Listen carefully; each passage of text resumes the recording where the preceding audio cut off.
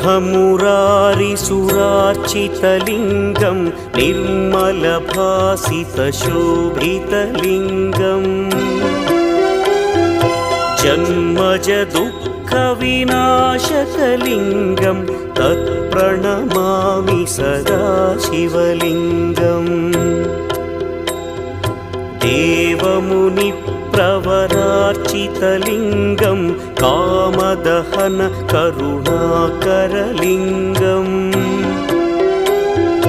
रावणदर्पविनाशकलिङ्गं तत्प्रणमामि सदा शिवलिङ्गम्